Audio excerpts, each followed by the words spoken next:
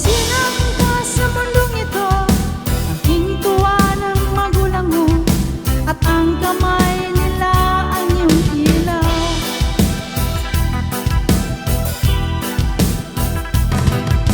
At ang nanay at tatay mo'y di malaman ng gagawin, minamasdan pati ang tulog mo.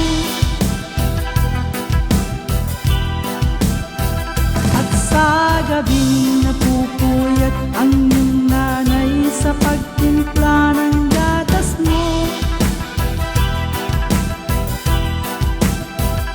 At sa umaga na may kalong ka ng iyong ama, tuwang-tuwa sa'yo.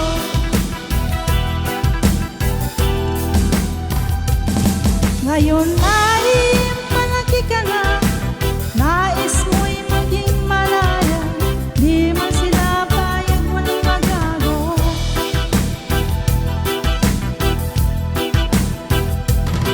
Ikaw nga'y biglang nagbago, maging matigas ng iyong ulo, at ang payo nila'y sinuwan mo.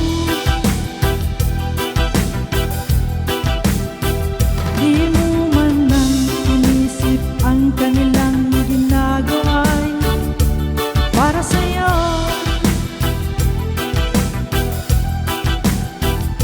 Pagkat ang nais mo'y masunod ang layaw mo, di mo sila pinapansin. Pagsisisiya sa isip mo, larawan mo, ika'y nagkamali. Kailan ba't nag-isip ay nagisnan ko ang problema, hanggang sa kasalukuyan aking pang nakikita. Tuloy pa rin ang digmaan, kalat na ang kaguluhan sa Mindanao.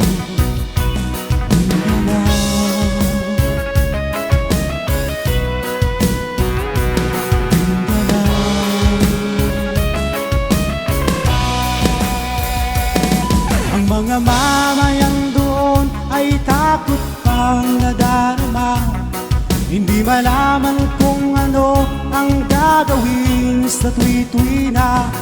Mga taong walang malay, madalas na nadadamay sa Mindanao. Mindanao,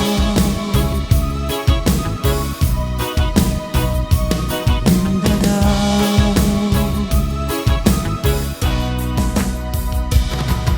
Pinoy kapwa Pinoy ang naglalaban doon sa Mindanao.